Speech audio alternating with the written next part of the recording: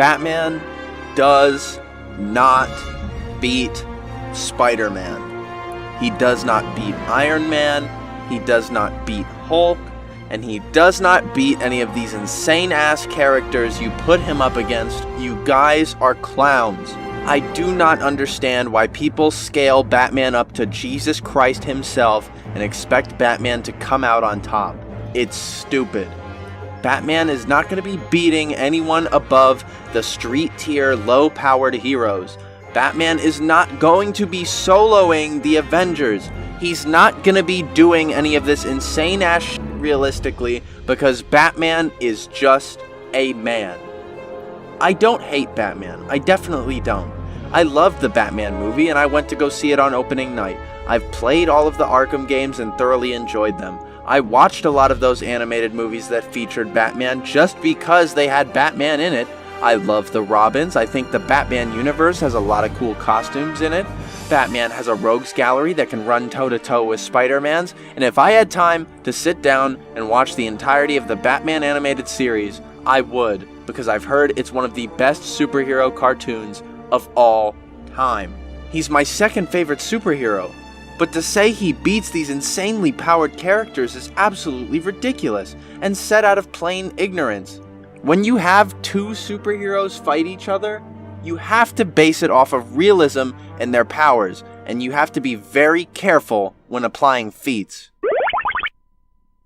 I think the most common mistake people make when justifying how Batman beats these other characters is that they use some of Batman's most insane feats against other DC characters. You're telling me that the Flash, the fastest man alive, able to run so fast that he can travel back in time, able to move faster than an attosecond, that is 0.001 seconds, and frequently gets his ass beat by this guy, and Batman was able to punch him. He was able to land a punch on him. Are you kidding me? How does that make any sense? This feat makes no sense. And if anything, it puts the Reverse Flash down to put Batman up on a pedestal. Just to show you how nonsensical it is that Reverse Flash was surprised by a punch from Batman so much that he let it happen, I'm gonna show you how long it takes to react to a punch when it's being thrown at you in slow motion. You're telling me that Superman, someone fast enough to fly to a dead solar system before he could sneeze, just for the sneeze to finally come out and evaporate that entire dead solar system, and in a different scenario, nearly got beat to death and survived a blast calculated by Superman himself to be equal to 1,000,000 nuclear blasts, and he loses to Batman just because Batman has a snot rock? Really? How does this make any sense at all? There's no way you can realistically apply these feats to a realistic fight. These feats of Batman's against other characters are so outrageous, because to even have a story where Batman is in conflict with another hero, you have to significantly downplay that other hero's abilities so Batman can have a few punches on him. That's why when you apply feats in a debate about who would win in a fight between two characters, you have to be mindful of a few things about said feat. 1. Is this character winning because they could realistically, or is it because they need to win to further the plot of the story, or to make the audience feel good? 2. What powers or abilities back up the feat that this character is accomplishing? This is a picture of Spider-Man holding up a building. How do you know that Spider-Man could hold up a building, though? Obviously, because one of Spider-Man's powers is super strength. While not exactly being a very defining label, it's enough to explain why Spider-Man is strong enough to hold this building. And if the label isn't strong enough, Spider-Man is defined by Stan Lee himself, I think, to only be weaker than the Hulk, the Thing, and the Thor, circa 1960. What does Batman have that explains that he'd be able to punch the Reverse Flash? Sure, he's been shown to be quick enough to dodge a bullet, but even that's generous. What power or ability does Batman have that explain this? We know he's peak human, but how do you use being peak human to justify being able to hit a ball pitched by Superman at full speed? This is silliness. Because sometimes an underdog needs to win. And good stories have underdogs in it a lot of the time. And we love it because it's unrealistic. Sometimes heroes win because it's what feels good, not because that's what could happen realistically. This is why you have to be careful when using feats with two characters fighting each other. So one question I'm always asked: who would win in a fight? Who would win in a fight if Galactus fought the Hulk? Or if Thor fought Iron Man? And there's one answer to all of that. It's so simple. Anyone should know this. The person who'd win in a fight is the person that the scriptwriter wants to win. If I'm writing a story about the Thing from the Fantastic Four, and he gets into a big fight with Spider-Man, and millions of people out there say, who would win? Well, it depends on who I want to win if I'm writing the script. If I want Spider-Man to win, he'll win. If I want the Thing to win, he'll win. These are fictitious characters.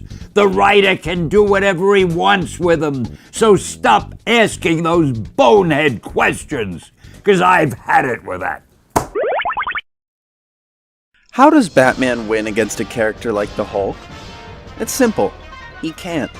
There is almost no chance that Batman could beat Hulk in a fight in an unbiased environment where they know nothing about one another.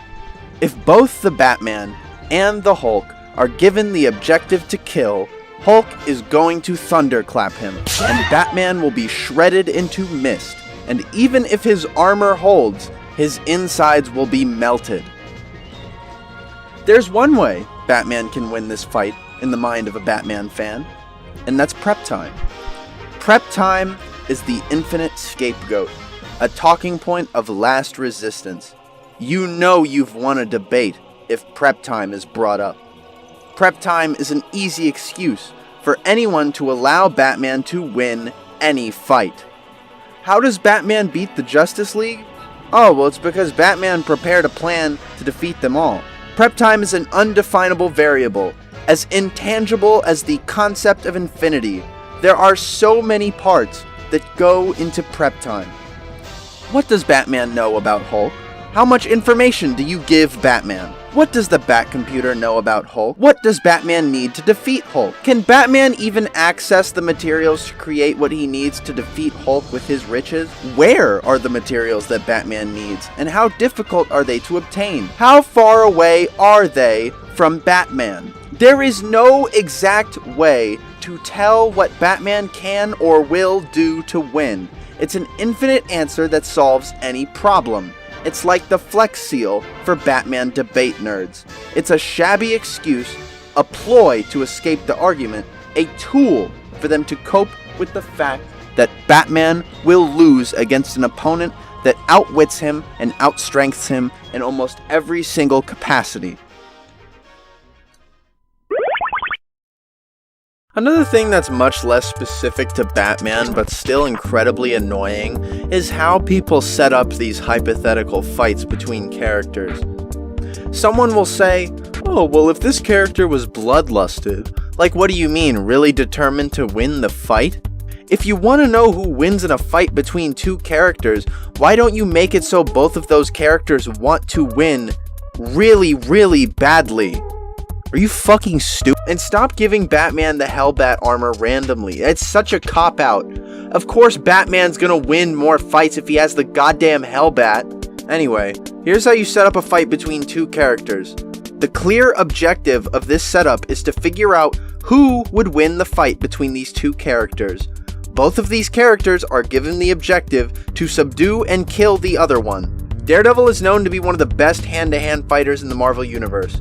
Daredevil is trained in boxing, ninjutsu, judo, jujitsu, capoeira, eskrima, and several others. He's equipped with his billy clubs, which can be used as grapples, pop-out blades, and can even be combined to create a staff, among many other things. Daredevil's suit is also bulletproof and fully insulated from electric attacks. Daredevil's powers allow for him to predict Batman's moves, and sense for any possible weaknesses in Batman's armor. Daredevil also has incredible stamina, and has been able to clear several groups of men in one sitting.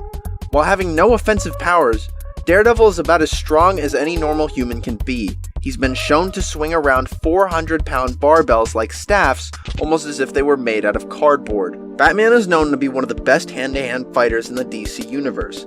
Batman has been able to fight for 24 hours straight and knows almost every single martial art known to man, including the useless ones. Batman's utility belt is loaded to the brim with equipment, including batarangs, bat darts, bat bolas, bat stun guns, flamethrowers, smoke capsules, gas capsules, flash bombs, tear gas pellets, EMP grenades, I don't know what that's called, it's a laser cutting tool, bat heaters, bat lights, line launchers, bat rope, bat saws, cryptographic sequencers, a collapsible bat sword, a grapple gun, bat bombs, a lockpick, a universal tool, master bat key, night vision bat goggles, a bat gas mask, a rebreather, thermite grenades, evidence bags, finger dusting kits, bat cuffs, bat tracers, communication devices, cryo capsules, explosive gel guns, emergency deflectors, first aid kits,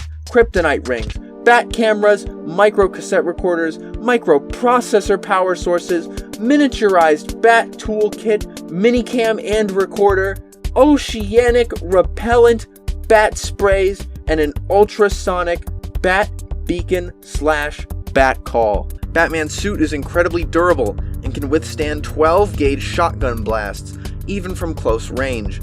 Batman is an incredible strategist and one of the smartest human beings in the DC universe.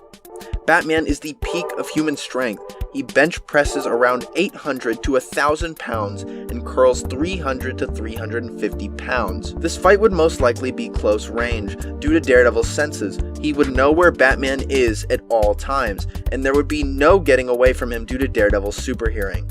Batman is slightly outmatched in combat knowledge compared to Batman, and Batman's tools will most likely be an insane hurdle for Daredevil to overcome.